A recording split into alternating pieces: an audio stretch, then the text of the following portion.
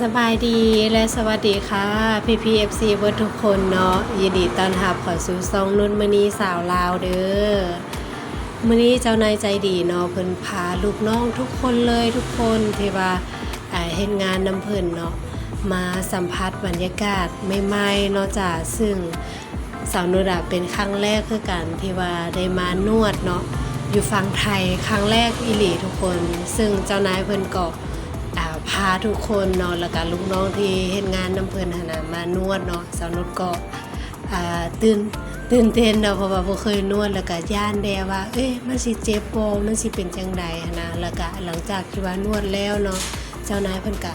สิพาลูกน้องทุกคนไปกินข้าวเนาะจ้ะพี่น้องคลิปนี้สาวนุชก็จะพามาเบิ่งบรรยากาศเนาะที่ว่าทุกคน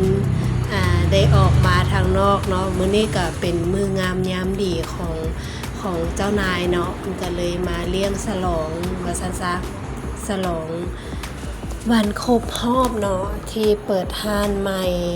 เปิดห้านเพิ่นเนาะ3 ปีนั่นเองเนาะจ้ะพี่น้องเพิ่นมาเลี้ยงฉลองเด้อแล้วก็พาลูกน้องทุกคนแบบมากินข้าวเนาะแล้วก็พาไปนวดเพิ่นว่าอยากให้ลูกน้องน่ะสัมผัสบรรยากาศที่ว่าคนอื่นมาดูแลเทคแคร์เนาะเพราะว่าลูกน้องน่ะมีแต่ไปเทคแคร์ลูกค้าของพวกเฮาเนาะโดยที่อยากให้ไปสัมผัสบรรยากาศที่ว่าคนอื่นดูแลบ้างแบบนี้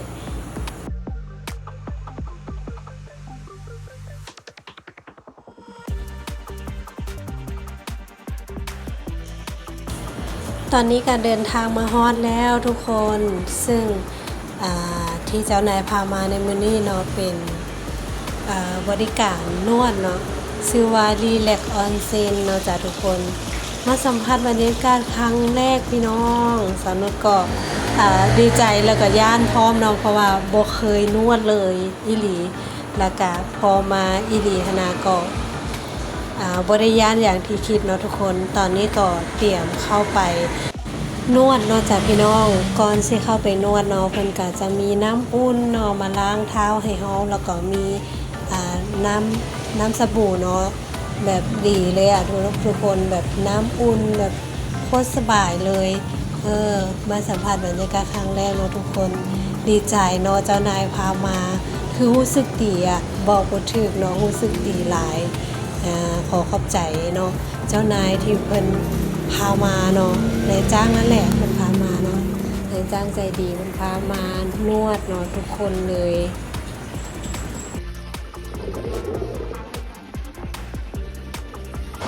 ตอนนี้ก็เข้ามานวดแล้วพี่น้องเข้ามาทางในเนาะบรรยากาศก็จะประมาณนี้เลยหลังจากนวดเสร็จเนาะทุกคนที่นี่เพิ่นกับบริการดีแฮงพี่น้องมีของหวานเนาะแล้วก็น้ำชามาให้ทุกคนได้กินพร้อมเนาะตอนนี้ทุกคนก็นวดเสร็จแล้วเนาะทีมผู้หญิงอาจจะนวดเสร็จก่อนเนาะจ้ะเพราะว่าผู้ชายเพิ่นเข้าทีหลังเนาะนี่หลังจากเสร็จแล้วจ้าพี่น้องสบายตัวแห้งเนาะตอนแรกสาวนุชคิดว่านวดล่ะมันสิเจ็บแห้งเนาะหรือว่าบ่เคยนวดคนบ่เคยนวดมันสิเจ็บเนาะเพิ่นว่าแต่ว่าพอมาสัมผัสแล้วมันบ่ได้เจ็บอย่างที่คิดเนาะทุกคนมันสบายตัวขึ้นหลายเนาะแล้วก็ตอนนี้ก็เดินทางมากินข้าวต่อจ้าพี่น้องอยู่โรงแรมอย่างโบจำบ่ได้แล้วเนาะทุกคนเพราะว่าเจ้านายเพิ่นบอกอยู่แต่ว่าตอนนี้จำบ่ได้ โรงแรมที่เฮามากินข้าวเนาะเป็นแบบบุฟเฟ่ต์นะพี่น้อง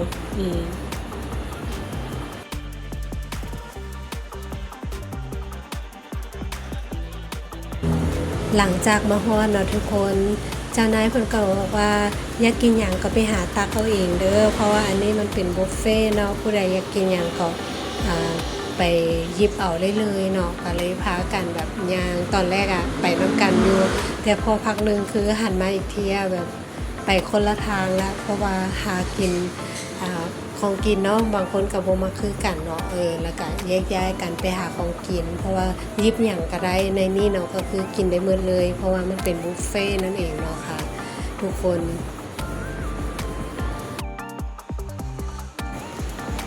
ตายแล้วบ่ฮู้ว่าสิกินหยังดีเนาะอีหยังก็เป็นตาแซ่บไปหมดเลยเพราะว่าตอนนี้ก็หิวข้าวแล้วพี่น้องเพราะว่าใช้เวลาในการ ไปนวดเนาะประมาณ3ชั่วโมงทุกคนแล้วก็กว่าสิได้ออกมาเนาะก็ตอนนี้ก็หลายชั่วโมงแล้วหิวข้าวเนาะประมาณ6โมงนี่แหละมาฮอด6โมงแรง7โมงเนาะ1ทุ่มนั่นเองเนาะพี่น้องซึ่งทุกคนก็จะหิวข้าวนะไม่ยิบกินมีทั้งอาหารบุฟเฟ่เนาะแล้วก็เป็นก๋วยเตี๋ยวก็มีนะแล้วก็มีข้าวญี่ปุ่นเนาะทุกคนมีหลายอย่างแหงสาวนุชก็ยิบมาหลายอันเลยมากินเนาะแซ่บบอแซ่บบอซื้อมา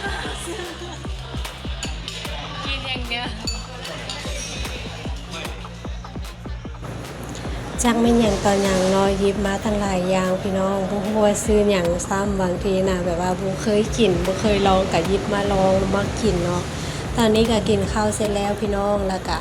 สิพากันไปเจ้านายบอกว่าสิพาไปกินต่อเนาะไปนั่งกินแบบห้านนั่งกินแบบชิวๆเนาะแล้วก็ตอนที่รอรถเนาะก็มาสัมภาษณ์เพราะว่ามื้อนี้เป็นมื้อสำคัญของเจ้านายหรือว่านายจ้างนั่นเองเพิ่นฉลองวันครบรอบเปิดห้านของเพิ่นนั่นเองเนาะทุกคนซึ่งใช้เวลามาอยู่นำกันนี่ก็3ปีแล้วเนาะความรู้สึกของลูกน้องในแต่ละคนที่มาเฮ็ดงานนำกันรู้สึกจังไดแล้วมีประสบการณ์อย่างแน่อย่างประมาณนี้เนาะก็คือสนุกสนานนั่นแหละเจ้านายเพิ่นก็แฮปปี้ลูกน้องก็แฮปปี้ขอขอบใจได้หลายเนาะที่ว่าพามากินข้าวเนาะแล้วก็พาลูกน้องมาเด่นมาเที่ยวเนาะอีหยังที่บ่เคยเฮ็ดก็เลยเฮ็ดอีหยังบ่เคยลองก็ได้มาลองเนาะดีใจหลายทุกคน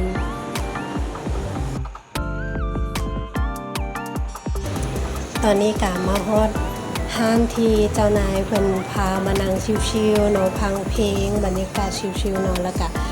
ผู้ใดอยากกินหยังก็สั่งมากินอันนี้เป็นเครื่องดื่มเนาะจ้ะพี่น้องเพราะว่าเมื่อกี้เพิ่นพาไปกินข้าวมาแล้วก็ทุกคนก็เกรงใจเนาะเกรงใจนายจ้างก็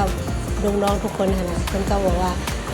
กลับบ้านเลยก็ได้เพราะว่ากินข้าวกินน้ำก็อิ่มแล้วเนาะแล้วแต่ว่าเจ้านายเพิ่นก็บอกว่าไปโลดเพราะว่าได้ออกมาแล้วก็เฮ็ดให้มันเต็มที่กินให้เต็มที่เลยมื้อนี้มันก็พามาต่อเนาะอยู่ร้านกินดื่มทุกคนนั่งฟังเพลงแบบชิลๆบรรยากาศโคตรคักเลยพี่น้อง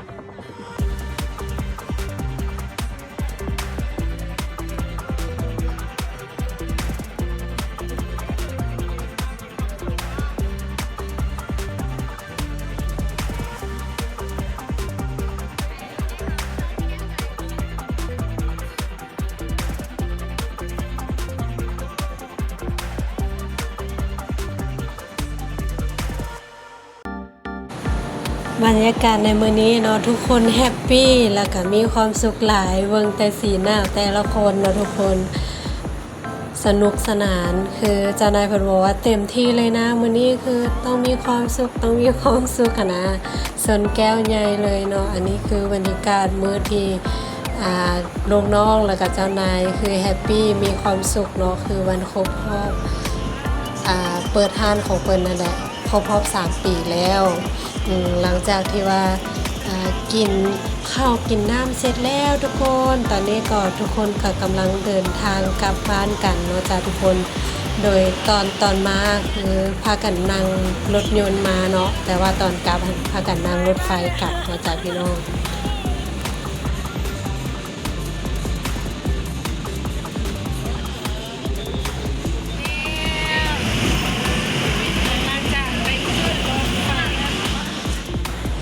ตอนนี้ก็มาฮอดบอลซื้อปี้รถไฟเนาะทุกคนซื้อตั๋วรถไฟกลับบ้านกันเนาะพี่น้องตอนนี้ก็ประมาณ3 ทุ่มแล้วเนาะจ้ะทุกคนตอ อนไปอย่างสวยตอนกลับเป็นไง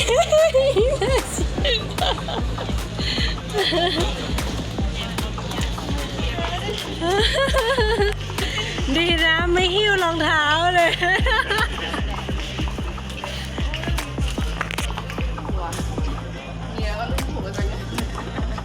คุณมี่บอกว่าโอ้เอากวางกลับไปแล้วเหลือโซคนเดียวเธอกวางไปไหนไม่รู้ เมื่อกี้ไงคุณไม่แซวเฮ้ยเอากวางกลับบ้านไปแล้วเว้ยเหลือแต่อาโซอยู่คนเดียว สำหรับคลิปนี้สาวนุกก็ขอจบคลิปเอาไว้เพียงเท่านี้ก่อนเนาะจ้าขอให้เจ้านายโชคดีเนาะมีสุขภาพแข็งแรงแล้วก็มีลูกค้าหลายๆเนาะจ้าแล้วก็ขอให้ร่ำรวยๆเนาะสบายดีและสวัสดีค่ะเดี๋ยวเจอกันใหม่คลิปหน้าเนาะจ้า